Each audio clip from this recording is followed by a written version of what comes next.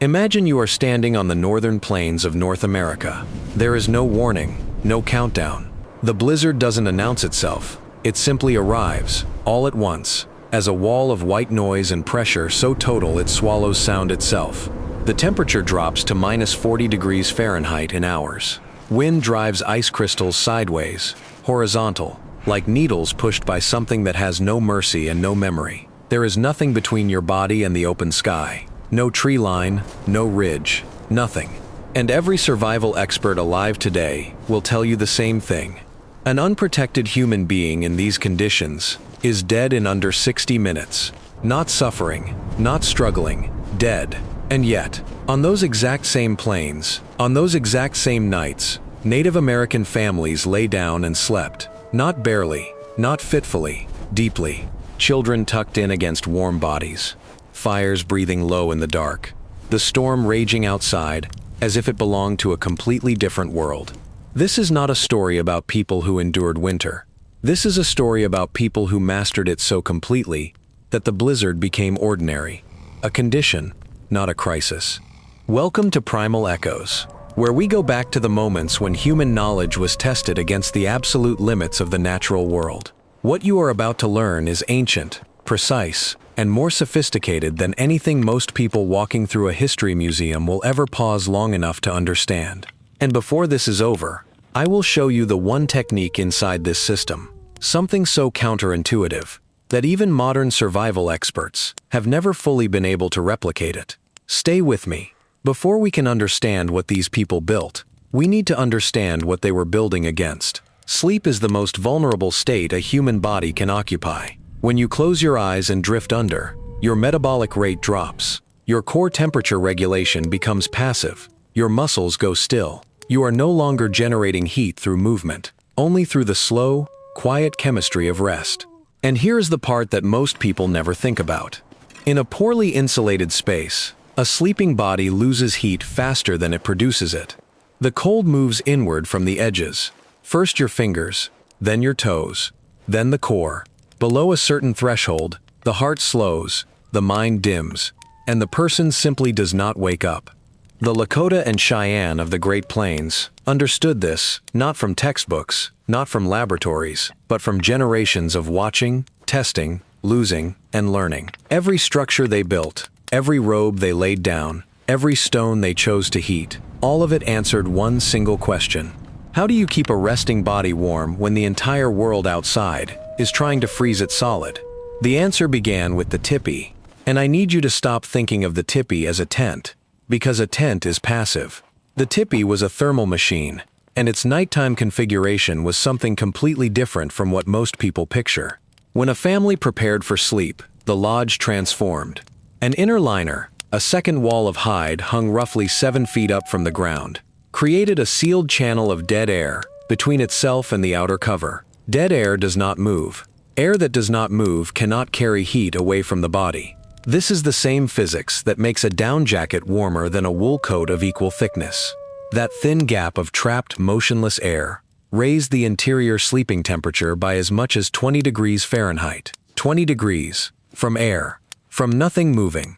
Outside, the family had already packed snow carefully around the base of the Tipi in a deliberate ring, never touching the hide directly, always leaving a gap, because contact between snow and hide would wick moisture and begin rotting the lodge from the outside in.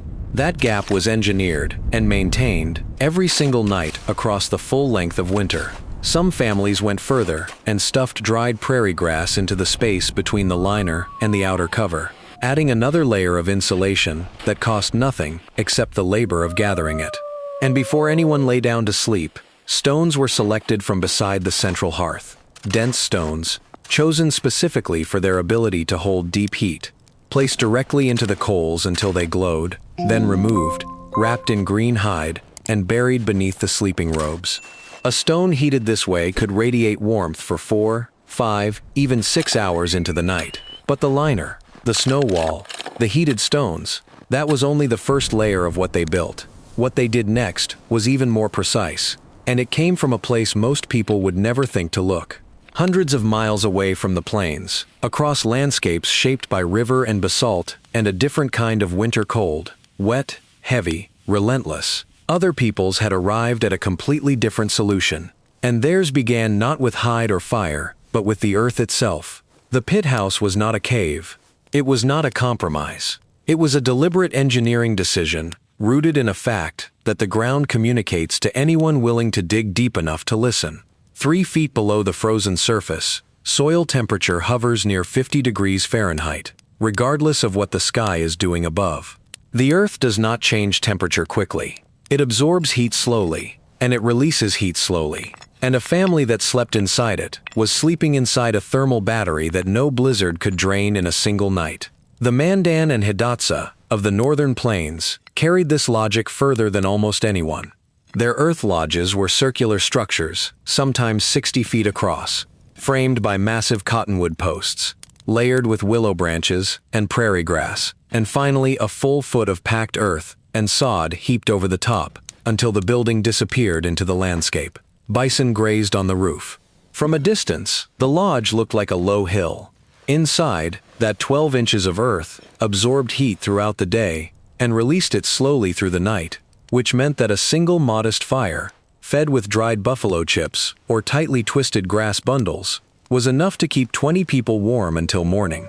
One fire, 20 people, 12 inches of earth, and the cold had no way in. But the thermal system did not stop at the walls. It extended into the body itself. And this is the part that changes how you think about everything that came before it. The evening meal before a blizzard night was never a light one. Pemmican was the foundation.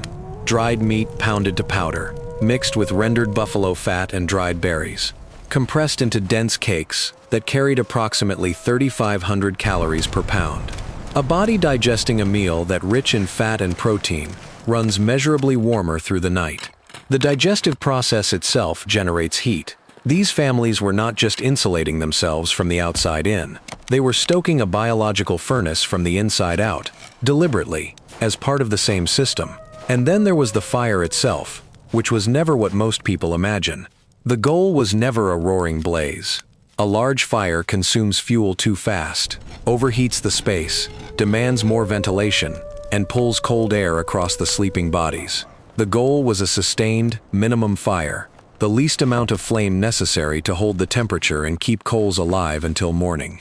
The smoke hole at the top of the tipi was adjusted through the night like a valve, angled in crosswinds to draw smoke outward without admitting cold air, opened wider on still nights to prevent smoke from pooling inside.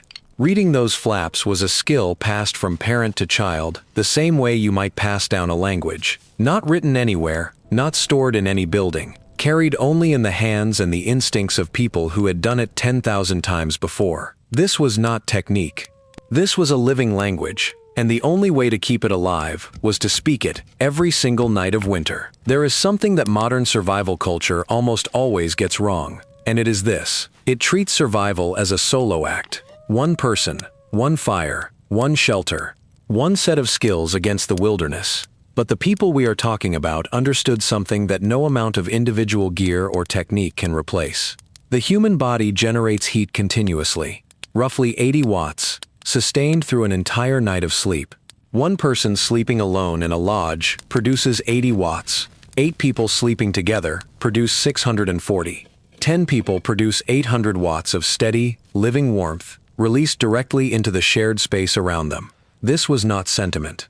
This was thermal strategy, and it was as deliberate as the liner on the tipi wall. The arrangement inside the lodge was never random. Elders and young children, the ones who generate the least heat and lose it the fastest, were positioned at the center, nearest the fire, flanked on all sides by the bodies of adults. Dogs were brought inside on the coldest nights, their warm weight pressed against sleeping children through the dark hours, adding another layer of sustained animal heat that no stone or robe could replicate. No available heat source was left outside if it could possibly be managed otherwise. Every body in that lodge, human or animal, was part of the thermal budget, and the budget had to balance by morning. The robes pulled over sleeping bodies, completed the system in a way that still holds up against modern materials science. Winter robes came exclusively from buffalo, taken between November and March, when the animals carried their densest seasonal fur. Women processed these hides through a sequence so precise it bordered on chemistry, scraping, brain tanning with the animal's own neural tissue, then working the hide repeatedly until it draped and moved with the body rather than holding a rigid shape. A robe that holds its shape creates air gaps. Air gaps leak warmth. A robe that drapes seals against the body like a second skin, trapping heat in every curve, leaving no cold pocket anywhere. Fur always faced inward, toward the skin. Two robes layered together, an inner calf hide against the body, an outer buffalo robe over the top, created multiple stacked pockets of trapped air pressed directly against living warmth. This is the same physics that governs the most advanced Arctic sleeping systems rated for extreme temperatures today. The difference is that the Lakota were doing it without a single synthetic fiber, without a single material that did not come directly from the land beneath their feet. They didn't just share warmth inside those lodges. They shared survival as a covenant, an agreement written not in words, but in the daily act of positioning a child at the center, of bringing the dogs in from the cold, of laying a robe over someone else before you lay one over yourself. But the most remarkable thing about this entire system was not any single layer of it. It was what happened when conditions pushed past everything they had built, and how they responded when the blizzard refused to be ordinary. When conditions pushed past what the standard arrangement could hold, they did not panic. They did not improvise blindly. They responded with the calm precision of people who had rehearsed this exact scenario every winter of their lives. Additional hides were layered over the sleeping area. Bodies were pulled closer together. The fire was built slightly higher and fed more frequently through the night. Snow packing around the base of the teepee was extended upward, adding insulation exactly where the cold pressed hardest. Every adjustment was graduated, calibrated to the severity of what the night demanded. There was no single fixed configuration. There was a range, from a mild winter evening all the way to a full blizzard assault, and the family moved through it in real time, reading the conditions and responding without ever abandoning the core principles underneath. The blizzard was not an emergency. It was a condition they had already practiced. And when you step back and look at all of it together, the shelter, the fire, the bedding, the food, the social arrangement, the dynamic response, what you are seeing is not a collection of survival tricks. You are seeing a single integrated system where every element was calibrated to every other element, and removing any one piece weakened the whole. The shelter provided thermal mass and wind protection. The fire provided radiant heat and controlled circulation. The bedding sealed warmth against the body with no gaps. The food stoked the metabolic engine through the night. The social arrangement maximized every watt of living heat available. And the dynamic response made the entire system flexible enough to survive conditions that had no fixed ceiling. Now I want to come back to something I told you at the very beginning. The one technique inside this system that modern survival experts have never fully been able to replicate. It is not the Tipi liner. It is not the heated stones. It is the integration itself. The capacity to hold all 6 elements in your mind simultaneously, to read a changing night and adjust every layer of the system in concert, fluidly, without thinking, because thinking would mean you learned it. This was beyond learning. This was the thing that only comes from living it, season after season, generation after generation, until the knowledge stops being knowledge and becomes instinct. Every grandmother who taught her granddaughter which stones to heat, which robes to layer first, how to pack the snow without touching the hide, she was not passing down a skill. She was passing down a library. A library stored not in books, not in buildings, but in hands and habits and the practiced movements of people who had done this 10,000 times before. We live in a world now where we have better materials, better tools, better data than any of those families ever had access to. And yet we have lost something they never would have allowed themselves to lose. The ability to hold a complete system in the body, not just in the mind. If this kind of knowledge matters to you, the real knowledge, the kind that was tested against the hardest conditions the natural world could produce, then stay with us here at Primal Echoes. There is much more where this came from. The fire burned, the robes held, the earth kept its warmth, and in the morning, they stepped out into the white world and began again.